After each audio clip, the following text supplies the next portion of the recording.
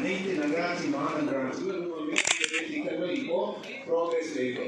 உதாரணமாக மதுரையில் நம்ம அந்த முல்லைப்பெரியார் சூப்பர் திட்டம், அதே மாதிரி மற்ற மாவட்டங்களில் திட்டங்கள் இருக்கு.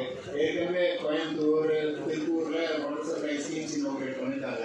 ஆனால் அந்த ஸ்கீம்ஸுல எப்படி நம்ம டிசைன் பண்ணணும், அதோட நோக்கம் என்ன, அதோட ஒப்ஜெக்டிவ் என்ன, எத்தனை பேருக்கு நம்ம வீட்டு மனையை கொடுக்கணும், எத்தனை நம்ம புரிந்து தண்ணி போகணும், அதையெல்லாம் நீங்க பாருங்க.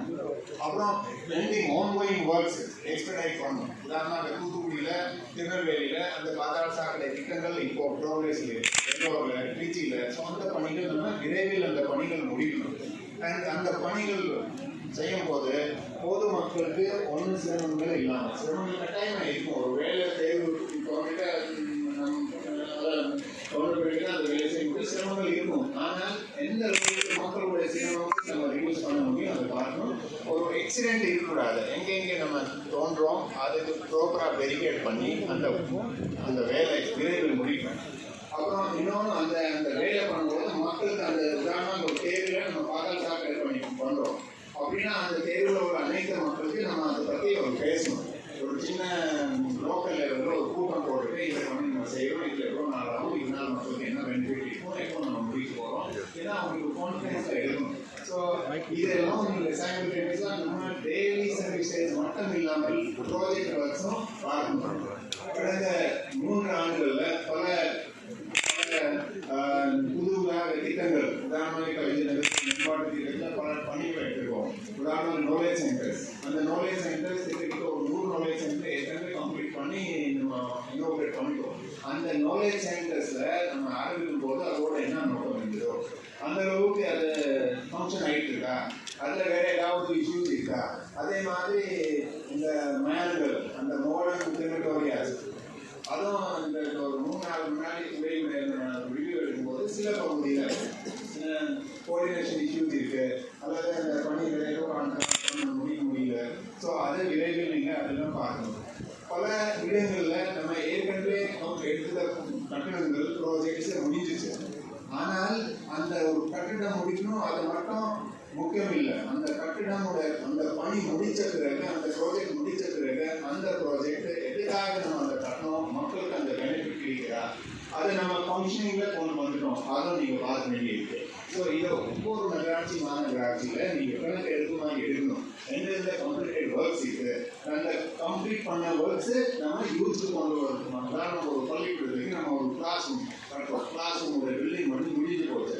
அப்போது அந்த கிளாஸ் ரூம் பில்டிங்கில் கிளாஸ் நடக்கிறா, அதாவது அந்த பில்டிங் முடிச்சு அப்படியே கூட்டி வச்சுருக்கோம். அப்படி இருக்கு. ஸோ அதான் நீங்கள் பார்க்க வேண்டியது. மாண்புமிகு அமைச்சர் அவர்கள் இந்த வாய்ப்பை உங்களுக்கு மிக நன்றி. ஏன்னா நீங்கள் வந்துட்டு நேரடியாக இல்லை, மாண்புமிகு நம்முடைய மரியாதைக்குரிய தலைமை செயலாளர் வரை இருந்து இந்த ஆய்வுக் கூட்டத்தில் கலந்து கொண்டதற்காக அந்த மகிழ்ச்சியை நான் தெரிவித்துக் கொள்கிறேன். குறிப்பாக இங்கே இருக்கிற ஆணையர் மக்கள் வாரந்தோறும் தலைமை செயலாளர் ஆய்வு செய்து கொண்டு தான் இருக்கிறார். எனவே செக்ரட்டரி மற்றும் டிஎம்பி மற்றவர்களோடு ஆய்வு செய்து கொண்டிருக்கிறார்.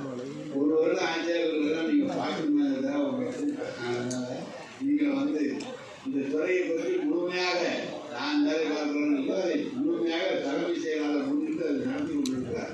எனவே அவருக்கு எங்கள் வரை இருந்து நம்மோடு பேசி இன்னொன்று ஒரு முக்கியமான எல்லோருக்கும் சொல்ல வேண்டியிருக்கு. ஏன்னா இந்த வாய்ப்பு இருக்க இந்த மாதிரி வாய்ப்பு கிடைக்காது.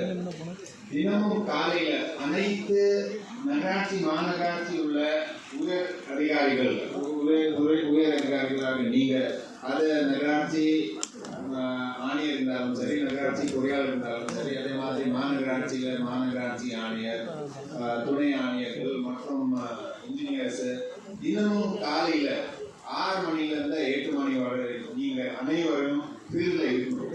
ஏன்னா அந்த நேரத்தில் தான் நம்ம அனைத்து சேவைகள் மக்களுக்கு தானம், ஒரு தெருவில் கிளீன் பண்ணுற வேலை, குடிநீர் சப்ளை பண்ண வேண்டிய வேலை, இந்த மாதிரி பணிகள் அந்த மார்னிங்கில் தான் நடக்குது. ஸோ டெய்லி மார்னிங்கில் தயவு செஞ்சு நீங்கள் ஃபீல்டில் கட்டாயமாக போகணும்.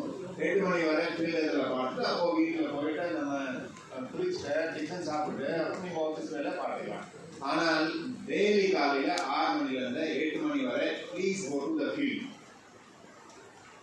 அப்போ அப்புறம் அது பார்வைக்காக சும்மா அதுக்காக பப்ளிசிட்டிக்காக மட்டும் இல்லாமல் பொதுமக்களோட என்ன இஷ்யூஸ் இருக்கு, என்ன பண்ணிட்டு நம்ம சேவைகள் சரியாக மக்களுக்கு ரீச் ஆகிறா, நம்ம குடிநீர் சப்ளை பண்ணுறோம், அது தரமான குடிநீரா, நம்ம க்ளீன் பண்ணும்போது அது சரியாக ஒர்க் பண்ணுறாங்க. அதே மாதிரி நம்ம ஸ்டாஃபுடைய நம்ம ஒர்க்கர்ஸுடைய சிரமங்களும் அப்போ தான் உங்களுக்கு தெரியும். ஸோ அது 2 ஆங்கிளில் நீங்கள் பார்க்க முடியும்.